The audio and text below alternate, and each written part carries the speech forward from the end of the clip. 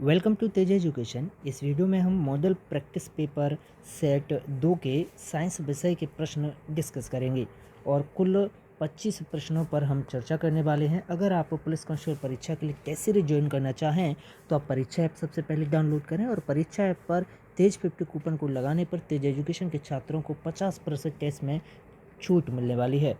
सबसे पहला प्रश्न है कि विद्युत अपघटन के नियम किसके द्वारा दिए गए हैं। बहुत ही शानदार प्यारा सा प्रश्न है। तो आप हमेशा याद रखिएगा कि जो विद्युत अपघटन के नियम हैं यह फैराडे के द्वारा दिए गए। विद्युत अपघटन के नियम किसके द्वारा? तो भाई फैराडे के द्वारा विद्युत अपघटन के नियम दिए गए हैं। अगला प्रश्न है, अगर माता पिता के रक्त समूह O है तो बच्चे संभावित रक्त समूह कौन से के होंगे? बच्चों का जो संभावित रक्त समूह होगा वह कौन सा होगा? तो हमें इसे याद रखें। अगर माता पिता का ब्लड ग्रुप O है तो बच्चों का जो संभावित ब्लड ग्रुप है वह भी O होगा। अगला प्रश्न है, संतरे किसके प्रबल स्रोत होते हैं? तो हमेशा याद रखिएगा कि संतरे प्रबल स्रोत होते हैं भाई किसका? विटामिन का प्रबल स्रोत होते हैं संतरे। अगला प्रश्न है कि दूध के फटने पर कौन सा एसिड उत्पन्न होता है? टार्टरिक एसिड या फिर वटग्रिक एसिड, लैक्टिक एसिड या फिर एसिटिक एसिड? तो याद रखिएगा कि दूध के फटने पर जो एसिड उत्पन्न होता है वह एसिड है लैक्टिक एसिड। के विकल्प सी इसका सही जवाब है। क्लियर है। अगला प्रश्न है कि एड्स का अर्थ क्या है? जी हाँ, एड्स का अर्थ क्या होता है? तो हमेशा याद रखिएगा कि एड्स का अर्थ होता है, बिल्कुल बहुत बढ़िया, हर स्टूडेंट आंसर कमेंट करे। एड्स का अर्थ होता है एक्वायर्ड इम्यून डिफिशियंसी सिंड्रोम। क्या? Acquired immune deficiency syndrome AIDS का फुल फॉर्म होता है। क्लियर है। आगे बढ़ते हैं। प्रश्न है कि द्रव्यमान ऊर्जा समतुल्यता का संबंध E=mc² का प्रतिपादन किसने किया था? तो आप हमेशा याद रखिएगा द्रव्यमान ऊर्जा समतुल्यता का संबंध E=mc² का प्रतिपादन किया था भाई किसने? तो न्यूटन ने इसका प्रतिपादन किया E=mc² का। और यह क्या है? यह द्रव्यमान ऊर्जा का समतुल्यता का संबंध दर्शाता है E=mc²। प्रश्न है कि बल्ब का फिलामेंट किस धातु का बना होता है? आपने देखा होगा कि बल्ब का फिलामेंट भाई बिल्कुल क्या है, लाल हो जाता है। इसका गलनांक क्या है? बहुत कम होता है या ज़्यादा? ये आपको कमेंट करके बताना है। बल्ब का जो फिलामेंट होता है इसका गलनांक कम होता है या ज़्यादा? अगर गलनांक बहुत ज़्यादा होता है तो कितना होता है ये भी आप कमेंट करके बताइएगा। तो याद रखिएगा टंगस्टन धातु का बना होता है बल्ब का फिलामेंट। ये प्रश्न कई दफ़ा पूछा गया है। अगला प्रश्न है कि संचायक बैटरी में कौन सी धातु प्रयोग की जाती है? सबसे पहला विकल्प है कि तांबा यूज किया जाता है संचायक बैटरी में, या फिर शीशे का यूज किया जाता है, या लोहे का, या फिर जस्ते का। तो याद रखिएगा कि संचायक बैटरी में यूज किया जाता है शीशे का। प्रश्न है कि नेत्र लेंस की फोकस दूरी को एडजस्ट करने के लिए निम्नलिखित में से कौन नेत्र की सहायता करता है?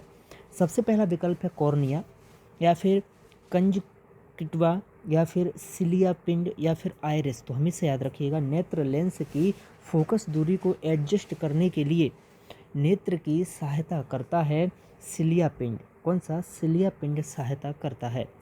अगला प्रश्न है कि एक तत्व के परमाणु में अगर 10 इलेक्ट्रॉन हैं, 10 प्रोटॉन हैं और 12 न्यूट्रॉन हैं तब तत्व का जो परमाणविक द्रव्यमान होगा वह कितना होगा?